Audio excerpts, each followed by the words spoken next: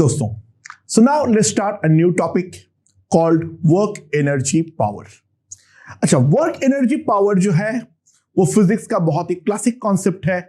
Energy के बारे में हम थोड़े बहुत जानते ही हैं। जो अलग अलग टाइप के एनर्जीज होते हैं बॉडी के अंदर, जैसे कि for example potential energy, kinetic energy, ठीक है। एंड हम ये भी जानते हैं जो energy can not be created, can not be destroyed. Energy केवल एक फॉर्म से दूसरे फॉर्म में कन्वर्ट होते हैं। ये सब हमने 9th लेवल पे डेफिनेटली पढ़े हैं। नाउ इन फिजिक्स बहुत बार हमारे लिए एग्जैक्टली फोर्स को एनालाइज करना बहुत ही ज्यादा मुश्किल पड़ता है। फॉर एग्जाम्पल, अगर मान लो कोई एक बॉडी है, वो एक स्ट्रेट पाथ के थ्रू स्लिप करता हुआ आ रहा है, तब हमें मान लो कोई एक इस पॉइंट से इस पॉइंट पे आया, वहां पर हमें वेलोसिटी निकालने के लिए बोले, तो वो तो हम मोस्ट प्रोबेबली निकाल देंगे। ये हाइट हमें दे रखेगा, ठीक है, वो तो हम मोस्ट प्रोबेबली निकाल देंगे यूजिंग द फोर्स एनालिसिस। लेकिन वहीं पर अगर मान लो जो पाथ है हमारा, वो हमारे पास बहुत ही रैंडम है। ये पाथ का इक्वेशन भी अगर नहीं दिया हुआ है, केवल इतना बोला हुआ है जो पार्टिकल हमारा इस पॉइंट पे है, ये वाला पॉइंट पे आएगा, ये वाला हाइट जो है वो दे रखा है h, ठीक है। इस टाइम पे पार्टिकल का स्पीड कितना होगा वो निकालो, राइट। तो फोर्स एनालिसिस के थ्रू ये वाला स्पीड निकलना हमारे लिए बहुत ही ज्यादा मुश्किल रहेगा। द रीजन बीइंग, हमें यहां पर पाथ का इक्वेशन के बारे में कोई आइडिया नहीं लग पाएगा, राइट। तो मेन बात इतनी सी है, जो बहुत सारी जगह पे हमें वैसा टूल की रिक्वायरमेंट होती है जहां पे इंडिविजुअल इंस्टेंटेनियस पॉइंट पे फोर्स या डिस्प्लेसमेंट निकलना टफ हो, लेकिन हम उस चीज का जो नेट इफेक्ट है वो हम आसानी से निकाल सकते हैं, राइट। तो उसी के रिगार्डिंग अब हम लोग अपना पहला कॉन्सेप्ट चालू करते हैं, that is the concept of work. अच्छा, ये वाला वर्क जो है वो हमारा दिन का वर्क यानी काम से बहुत ही ज्यादा डिफरेंट है। क्या है? जो अगर मान लो हमारे पास कोई बॉडी है, राइट, उसके ऊपर कोई फोर्स लगे, उसके ऊपर कोई फोर्स लगे एफ वेक्टर, राइट, उस फोर्स के कारण उसका डिस्प्लेसमेंट है मान लो एस वेक्टर। तो वर्क जो होगा W, that is a scalar quantity, that is given as F vector dot S vector. The total work done by the force is given as F vector dot S vector. Work ध्यान देना, it is a scalar quantity, right? तो कोई अगर एक body है जिसके ऊपर multiple forces लग रहा है, कोई भी अगर मेरे पास एक बॉडी है जिस बॉडी के ऊपर मल्टीपल फोर्सेस लग रहा है, मान लो ये वाला है F1 वेक्टर, ये वाला है F2 वेक्टर, ये है F3 vector, so on and so fourth, और बॉडी का अगर नेट डिस्प्लेसमेंट आ गया है S वेक्टर, तो इन दैट केस जो पहला वाला फोर्स है उसका वर्क W1 कितना होगा? F1 vector dot S vector. दूसरे वाले का वर्क कितना होगा? F2 dot S, so on and so fourth. क्योंकि ये वर्क जो है वो हमारा स्केलर क्वांटिटी है,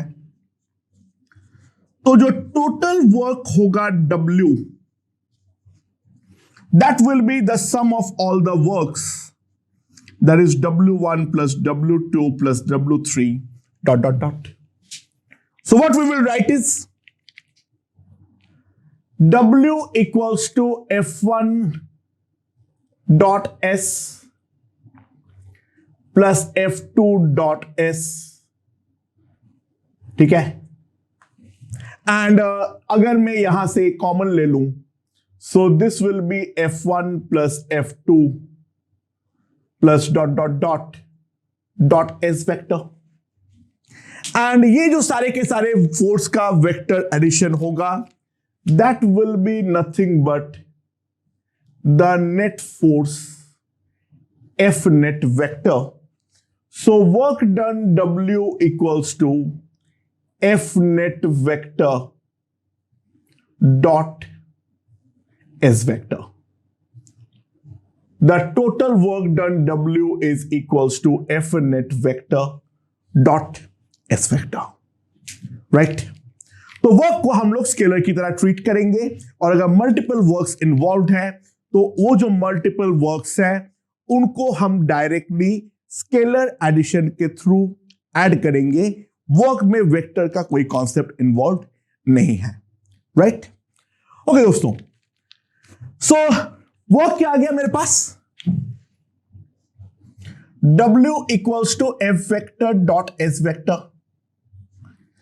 तो मैं इन शॉर्ट लिख सकता हूं work is equals to Fs cos theta. Right? Okay, now इसके करस्पॉन्डिंग में 3 कॉन्सेप्ट इन्वॉल्व करूंगा। वो है positive work, negative work and zero work. Positive work, negative work and zero work. Right? Simple सी बात है, अगर मेरा थीटा एक्यूट है, राइट,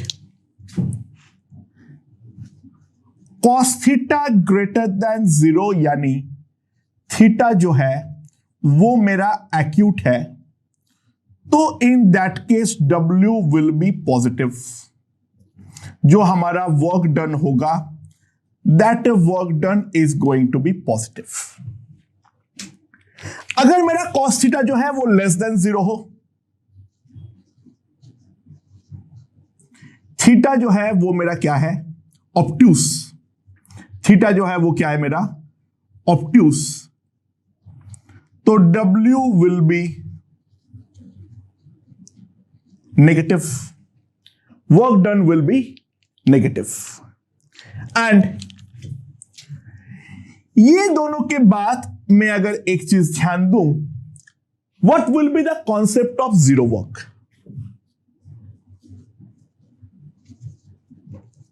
ध्यान देना, वर्क जीरो कब होगा? W equals to Fs cos theta. तो पहला पॉसिबिलिटी है जो कि थोड़ा आर्बिट पॉसिबिलिटी है, फोर्स ही मैं नहीं लगा रहा हूं, फोर्स इज 0। दूसरा मतलब बनता है displacement is 0 and third cos theta equals to 0 यानी theta equals to 90 degree. What I mean to say is applied force and theta makes applied force and the displacement S makes 90 degree with each other. Okay, positive, negative और zero work को मैं एक simple example के through समझाता हूं। देखो ध्यान दो, मेरे पास कोई एक बॉडी है of mass m, right? G इसके ऊपर डाउनवर्ड डायरेक्शन पे काम कर रहा है, तो ग्रेविटेशनल फोर्स ऑब्वियसली बात है कितना होगा? तो जो मेरा जो ग्रेविटेशनल फोर्स होगा वो तो हम जानते हैं, that will be always acting in the downward direction, और उसका जो मैग्नीट्यूड होगा that will be equals to mg। I hope this point is understood. So now 3 cases है। पहले केस में बॉडी को मैं लिफ्ट अप कर रहा हूं, बॉडी को मैं ऊपर ले जा रहा हूं to a height of h, मैं बॉडी को अपवर्ड ले जा रहा हूं to the height of h। दूसरे वाले केस पे बॉडी ऊपर था, उसको मैं नीचे लेके आ रहा हूं बाई हाइट h। और तीसरे केस में बॉडी जो है वो मेरा सरफेस पे रखा हुआ है और इसको मैं धक्का मार रहा हूं और ये वाला बॉडी को यहां पर लेकर आया, ये वाला डिस्प्लेसमेंट है मान लो s, h ही मान लो, चलो तीनों में equal. Calculate work done by the gravity in all three cases. यहां पर जो हमारे पास तीनों केस है, उन तीनों केस में वर्क डन बाय ग्रेविटी कितना होगा। ओके, ध्यान देना। अच्छा, पहले वाले केस में जो हमारा फोर्स है,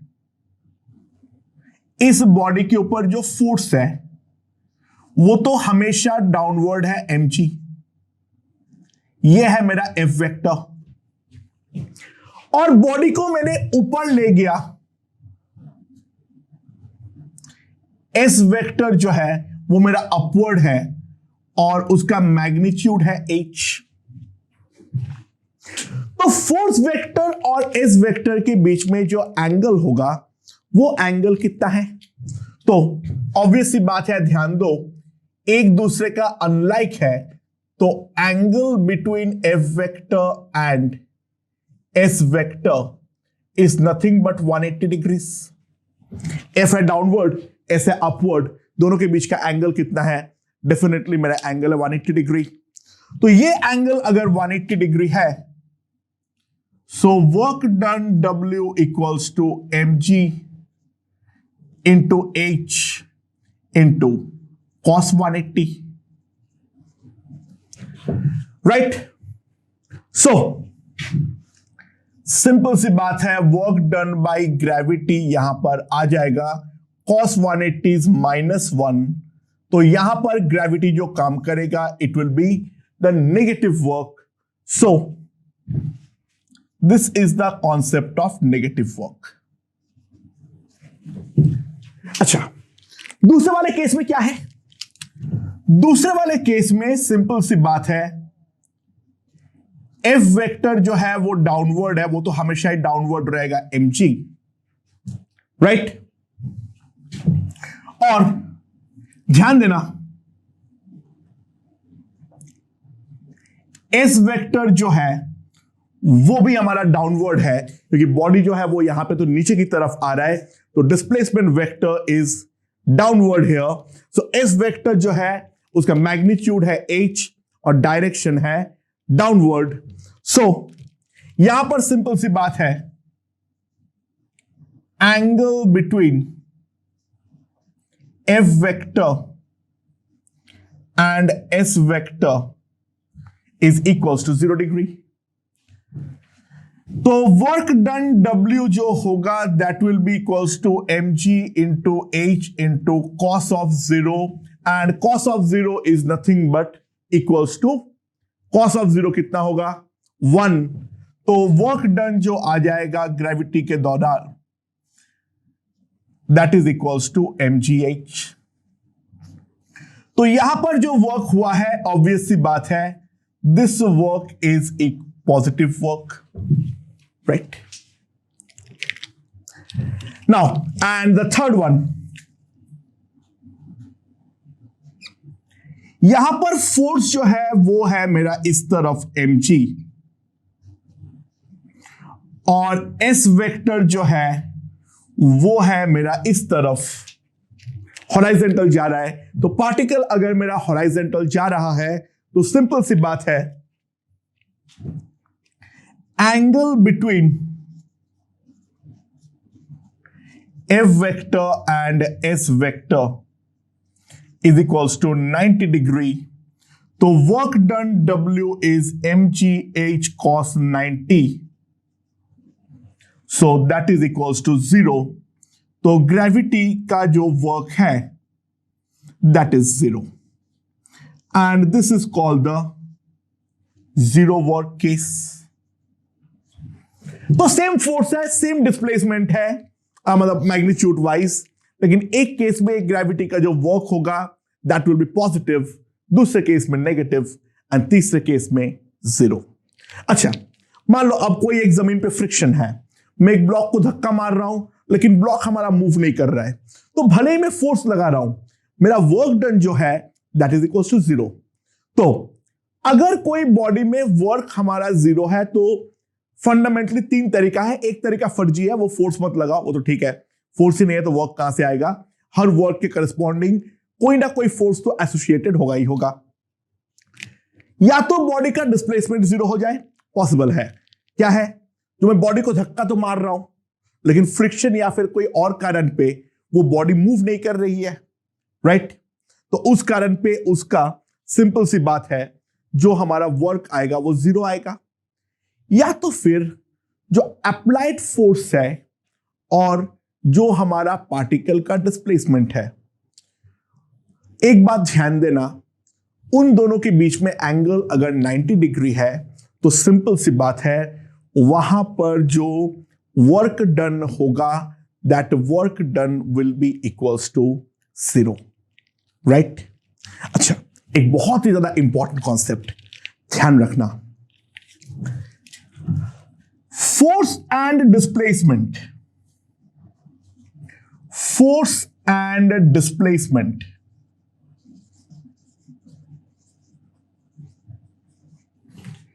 both depends upon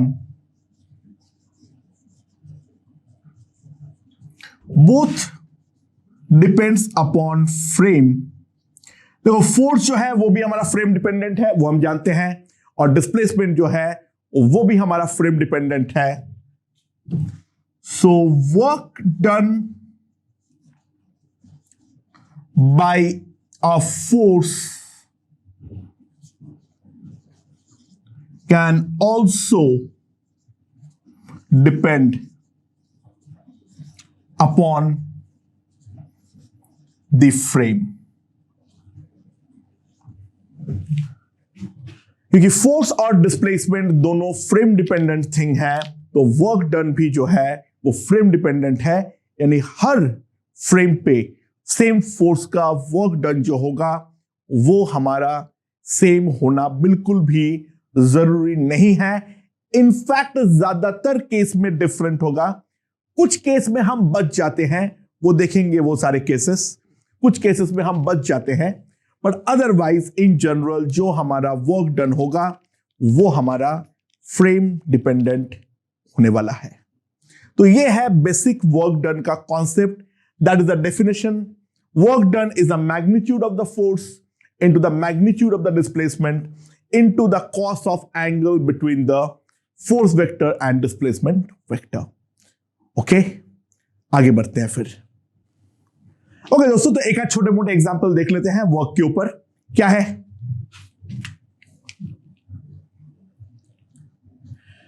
एक बॉडी के ऊपर एक फोर्स लग रहा है that is equals to 2i cap plus 3j cap plus 4k cap. Particle जो है वो इस फोर्स के चक्कर में 0,1,2 से मूव करके जा रहा है 2,7,5। ठीक है, ये तुम्हारा है फोर्स जो है वो सारे न्यूटन में है और ये जो पॉइंट्स है वो हमारा मीटर में है। तो calculate the work done delta W of the force. Force हमारा कुल मिला के कितना काम किया होगा, कैसे निकालेंगे? बहुत सिंपल बात है, बॉडी का इनिशियल पोजीशन वेक्टर दिया हुआ है, तो इनिशियल पोजीशन वेक्टर क्या है? 0 इंटू आई कैप प्लस जे कैप प्लस 2k कैप। जो हमारा कोऑर्डिनेट होता है उसमें डायरेक्ट आई कैप, जे कैप और के कैप लगा दूंगा तो मेरे पास पोजीशन वेक्टर आ जाएगा। और जो फाइनल पोजीशन वेक्टर है that is equals to 2i cap plus 7j cap plus 5k cap, right. तो कुल मिला के जो ये वाला बॉडी का डिस्प्लेसमेंट होगा s vector, that is the final position vector minus the initial position vector. इन दोनों को अगर मैं सब्सट्रैक्ट करूंगा तो कितना आ जाएगा, 2i cap minus 0i cap that is 2i cap, 7j cap minus j cap that is 6j cap, 5k cap minus 2k cap plus 3k cap, right. समझ में आया? सो और f वेक्टर क्या होगा, f वेक्टर क्या होगा, 2i cap plus 3j cap plus 4k cap, right. अच्छा, work निकालने में बॉडी कैसे यहां से यहां पहुंचा है वो उसका कोई लुक अबाउट मेरा है ही नहीं। बॉडी बोला है अल्टीमेटली यहां से यहां पहुंचा है, हमें डिस्टेंस ट्रैवल से कोई मतलब नहीं है। हमें जो करना है वो क्या करना है, सिंपली जो डिस्प्लेसमेंट वेक्टर है वो निकालो। हमें मतलब है केवल और केवल इनिशियल और फाइनल पॉइंट के बीच में, right. So work done W is equals to F vector dot S vector. तो अगर मैं डॉट लूंगा 2 into 2 4, 6 into 3 18, 3 into 4 12। So total work done is equals to 34 joule. तो पार्टिकल का जो वर्क डन होगा वो हमारा 34 जूल होने वाला है। It's a positive work, we can clearly see, right. तो और एक क्वेश्चन देखते हैं इसके रिगार्डिंग। क्या है मेरे पास क्या है, ध्यान दो। एक सरफेस है, यहां पर एक बॉडी है जिसका मास है 5 kg, राइट। यहां पे जो कोएफिशिएंट ऑफ फ्रिक्शन है वो है मेरा 0.5, ठीक है। यहां पे जो कोएफिशिएंट ऑफ फ्रिक्शन है वो है मेरा 0.5। अब मैं यहां पर से एक फोर्स लगा रहा हूं, यहां पर से मैं एक फोर्स लगा रहा हूं at an angle of 37 degree, ठीक है। ये वाला फोर्स का जो वैल्यू है वो है 50 न्यूटन। मैं वो फोर्स लगा रहा हूं। तो calculate work done by force and friction when the body displaces by 20 metre. जब बॉडी हमारा 20 मीटर से डिस्प्लेस हो जाएगा उस टाइम के दौरान हमारा जो टोटल ये वाला फोर्स और जो फ्रिक्शन फोर्स है वो कितना वर्क किया है वो मुझे निकालना है। तो दोस्तों कैसे निकालेंगे, ऑब्वियसली बात है पहले फोर्स एनालिसिस करना पड़ेगा। यहां पर इसके ऊपर से डाउनवर्ड लग रहा है 50, अपवर्ड लग रहा है N, पीछे की तरफ लग रहा है फ्रिक्शन F, राइट। अच्छा, ये वाला फोर्स को मैं दो कंपोनेंट पर रिजॉल्व कर लूं। This will be F 50 cos 37, that is 50 into 4/5, so this is 40 Newton. और इस तरफ अपवर्ड जो है 50 sin 37, दैट इज 3/5, तो अपवर्ड लग रहा है 30 न्यूटन। तो पहला फोर्स एनालिसिस से मैं क्या लिख सकता हूं, सिंपल सी बात है, ध्यान देना। मैं ये लिख सकता हूं जो normal plus 30 is equals to 50, तो जो नॉर्मल फोर्स है that is equals to 20 newton, हाँ कि ना? तो लिमिटिंग फ्रिक्शन का वैल्यू क्या है? लिमिटिंग फ्रिक्शन का वैल्यू क्या है? That is equals to mu N, that is 0.5 into 20, that is equals to 10 newton. लेकिन मैं इस तरफ जो अप्लाई कर रहा हूं वो 40 न्यूटन का कर रहा हूं। So the block will definitely move, block जो है वो हमारा डेफिनेटली मूव करेगा, राइट? सो फ्रिक्शन का वैल्यू सिंपली हमारा काइनेटिक फ्रिक्शन के इक्वल हो जाएगा और फ्रिक्शन का वैल्यू होगा 10 न्यूटन। फ्रिक्शन जो लग रहा है वो इस डायरेक्शन में लग रहा है, डिस्प्लेसमेंट टुवर्ड्स राइट होगा 20 मीटर, राइट? तो work done delta W simply मेरे पास आ जाएगा 10 into 20 into cos of 180 degrees. So now this is equals to minus 200 joule, and this will be the work done by the frictional force, right? अच्छा, by the way, work done by force क्या होगा?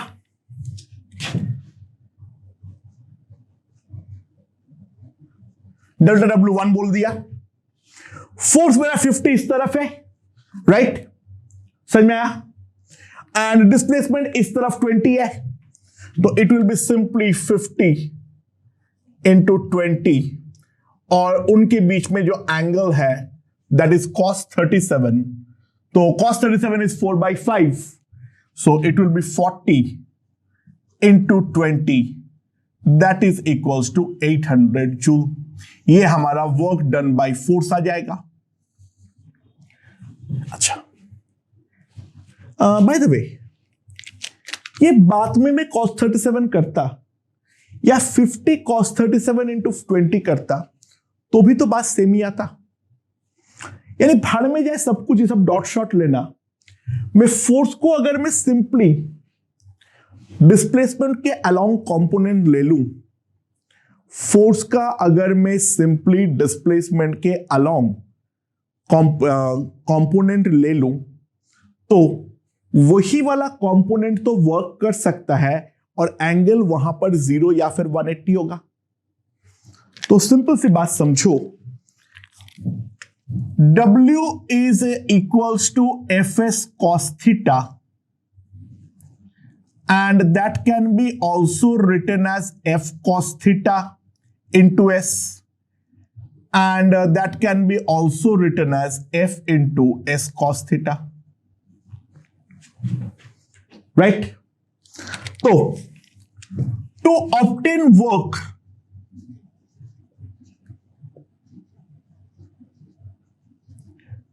we can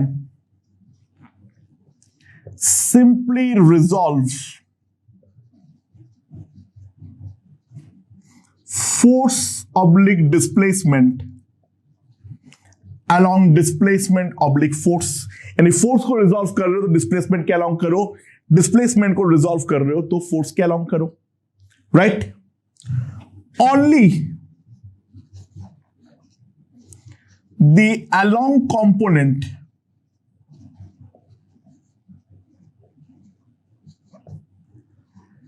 will do work, the work done by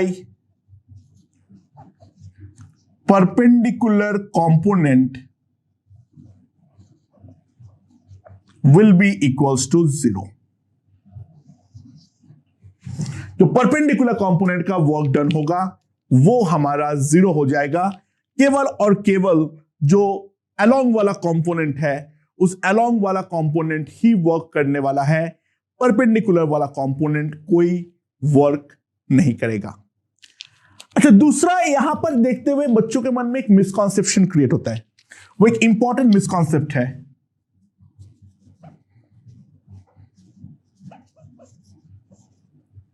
और वो ये है, work done by friction, work done by friction is always negative. बकवास बिल्कुल भी जरूरी नहीं है, ध्यान दो।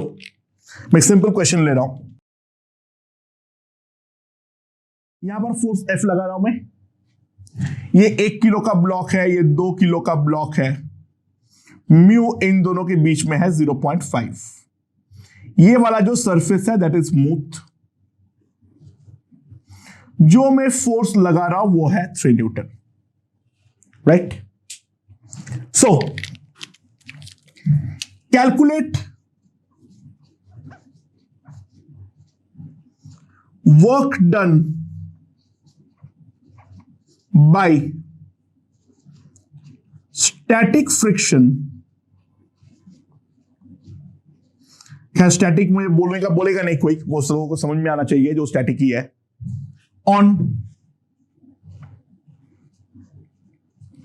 Both the blocks. By the way यहां पे हम डायरेक्टली देख सकते हैं एक चीज, ये फ्रिक्शन जो होगा वो डेफिनेटली स्टैटिक होगा। यहां पर जो नॉर्मल फोर्स है वो 10 न्यूटन है, तो लिमिटिंग फ्रिक्शन 5 न्यूटन का है, तो जो भी फोर्स लगाना पड़ेगा वो 5 न्यूटन से तो ज्यादा ही होना पड़ेगा। हाँ, 5 न्यूटन पे भी सेपरेट नहीं होगा, लेकिन उससे कम में तो डेफिनेटली सेपरेट नहीं होने वाला है, राइट। और ये वर्क डन जो है वो कब तक निकालना है, T equals to 0 to 2 second. जो टाइम है वो 0 to 2 सेकेंड ले लो, राइट। उसके दौरान जो है स्टैटिक फ्रिक्शन दोनों पे कितना काम किया है वो हमें देखना है, राइट। अच्छा, ऑब्वियसली बात है एक्सीलरेशन कितना होगा पूरा सिस्टम का, दोनों एक कंबाइंड बॉडी की तरह मूव करेगा। एक्सीलरेशन जो होगा that will be simply 1 metre पर सेकेंड स्क्वायर। अगर मैं आप दोनों ब्लॉक का ड्रॉ करूं free body diagram,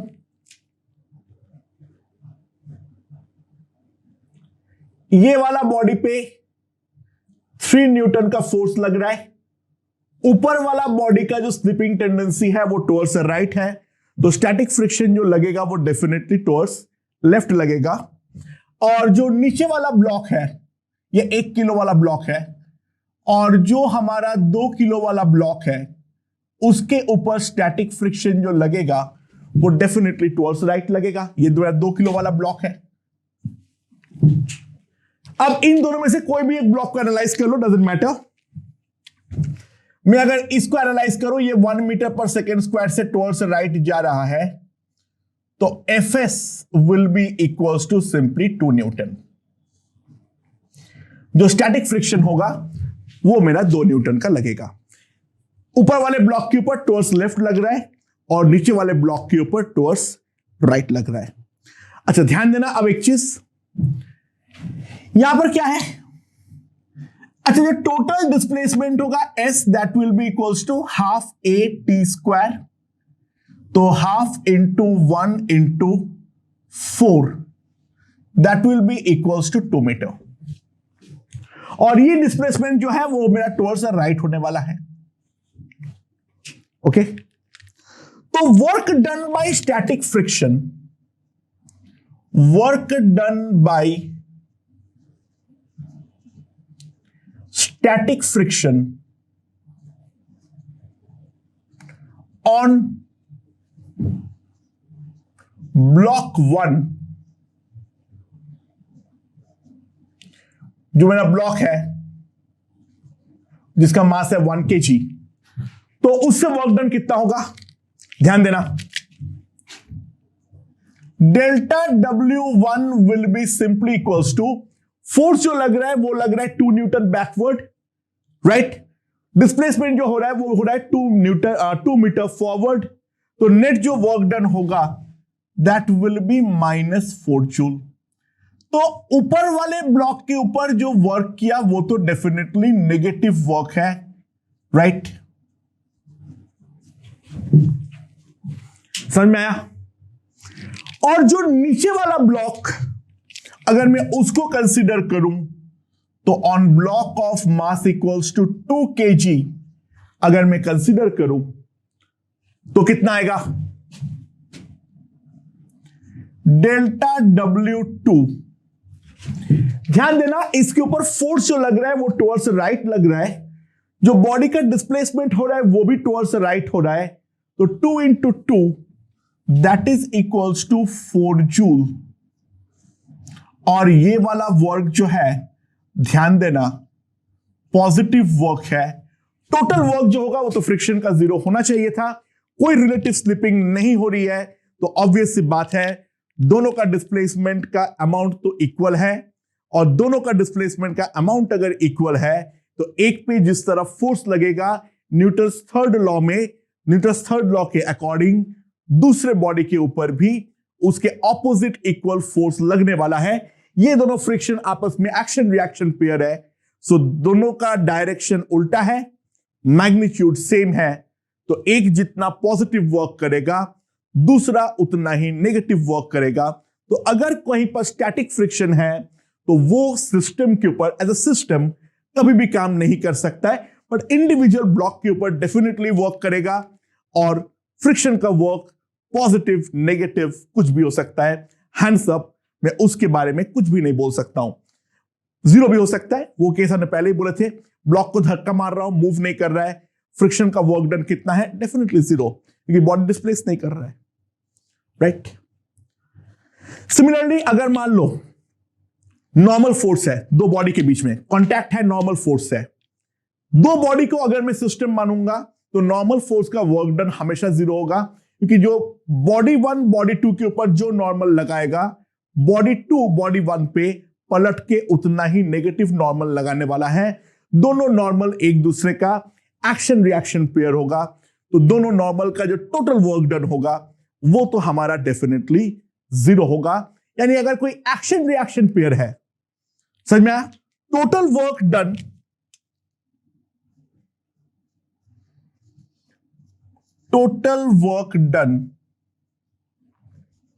by any action reaction pair